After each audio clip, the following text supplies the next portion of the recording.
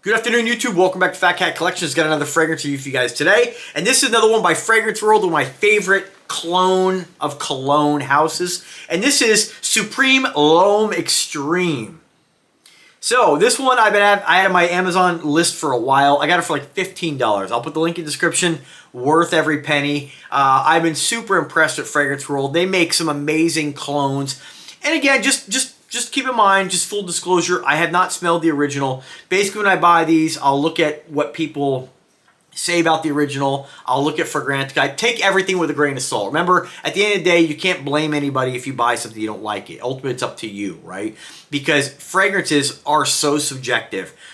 If you are open-minded like me, very rarely do I get a fragrance that I don't like and wear. I am very open-minded.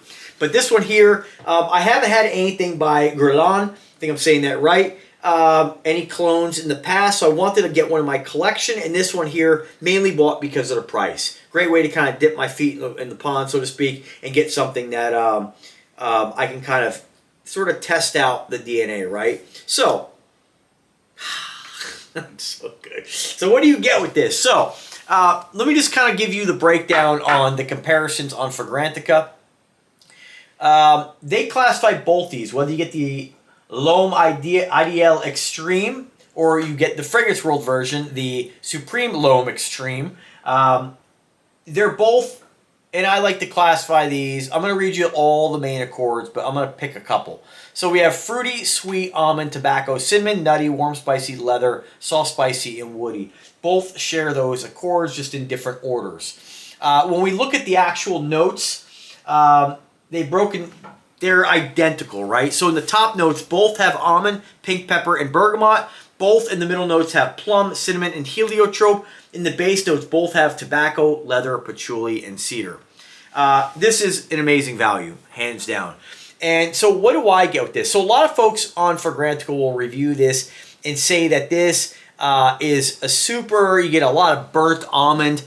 I don't really get that. I don't really think that almonds have much of a smell. I just don't really get that almond. Who's going to buy this? So if you like tobacco-y fragrances, buy this, right? Tobacco is a big player in this. Is absolutely the star of the show, so to speak. I don't really understand almonds because when I put my nose in almonds and smell almonds, they don't really have much of a smell. Now, if you want to burn them, I've never done that, so I don't know. They just list almond.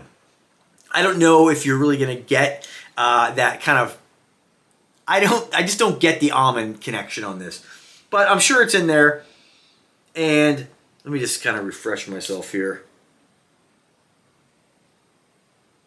Man, it's good. It does kind of remind me of, I think anytime you have tobacco in a fragrance, you're going to start to make comparisons. Say, I'll be honest with you, when I first sprayed it, I was kind of like really hoping for like this different kind of overly plum almondy kind of scent. And what I mainly get is a lot of leather, and I get a lot of tobacco. And so if you like leathery tobacco fragrances, you're going to love this. I do get a little patchouli in that as well, but the real star of the show here is going to be that tobacco and leather. And if you like leathery fragrances, I think you should definitely give this a go. Do you get the almond, the pink pepper? Sure. Yeah, you can get some cinnamon in there. It does have a little bit of spiciness to it, which is going to be that pink pepper and cinnamon. But overall, you're definitely, again, the number one note in this, the real star of the show is the tobacco. So if you are a person who doesn't like tobacco leathery fragrances, pass on this one. But for the price, if you do, you really can't go wrong with this. Longevity is fantastic. I don't know how many hours. That's going to change. I know a lot of YouTubers will tell you, 8 to 10 hours plus. That's totally dependent upon your skin. Depends if you spray it on clothes. Depends on if you spray it on your skin and it touches clothes. There are fragrances I have that I can smell the next day. I'll wear them another time. I can't smell them after 2 hours. So I think there's just a lot of misinformation, a lot of nonsense you get when it comes to fragrance reviewers on here. I think ultimately when it comes to fragrances, you really just have to get them and try them. And that's the great thing about affordable fragrances like this. I try to give you guys the basics, I try to dumb it down as much as possible because that's kind of how I view it, right? I'm not really I can't like nitpick notes, you know, and some of these guys out there will be like, it's going to open with this beautiful, let me just try to paint the picture here. So what you're going to get with this is you're going to have, first when you spray, you get this big blast of almond. That burnt almond is just starting to really take over the fragrance. And then you're going to have that bergamot, pink pepper kind of playing in the top notes. Very quickly, that plum is going to come into play. You're going to smell that heliotrope and that beautiful cinnamon, just kind of giving it that spicy, that warmness, that holiday kind of vibe you get. The plum is just amazing. This just juicy plum. Then, of course, overall, you're going to have that foundation, that amazing foundation of tobacco and leather with that patchouli, that masculine patchouli and cedar, just kind of really grounding everything. I can give you some bullshit story like that. Ultimately, I don't fucking smell that. All I get from this is, number one, do I like it? And this is a leathery, tobacco, peppery kind of fragrance.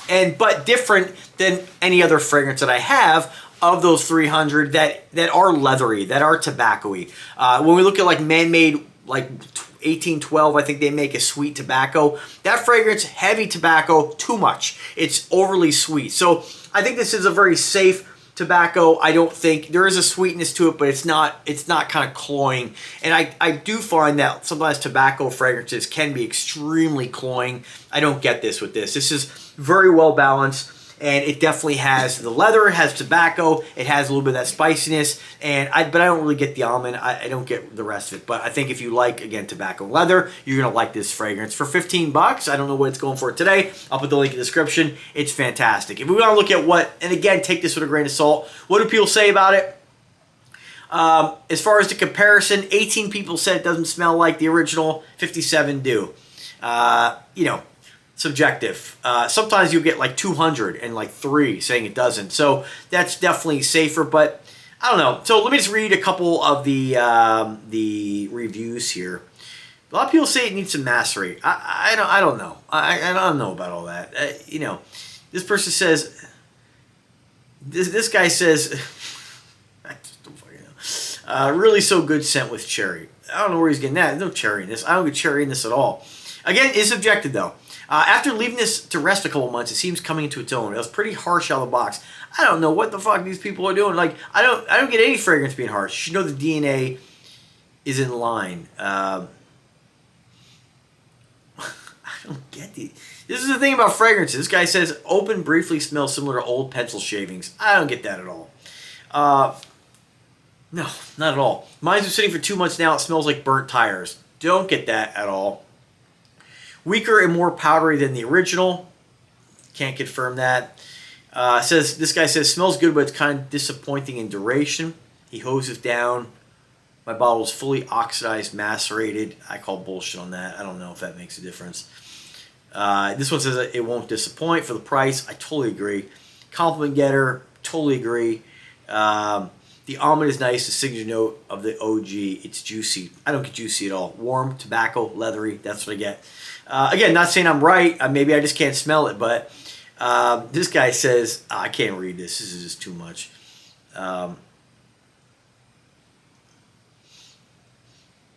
Some people go back and knock other people. I'm sure it's your skin or your nose, not the $20 knockoff. Yeah, I mean, when you're looking at fragrances like this, I just don't know anybody can complain about fragrance like this. This guy said it's a no-brainer. It's like 95% close to extreme. Flanker at 1/4 the cost. Smells amazing. Lasts 6 hours. I agree with that. All right, well, that's my take on it. So, you know, I can give you the whole fucking bottle thing. It's a big, heavy bottle. Got a label on it.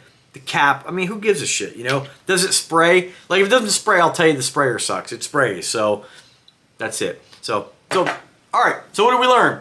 If you like leathery, if you like leathery, tobacco-y fragrances, get it. You'll like it. Thanks for watching. Have a good day and take care.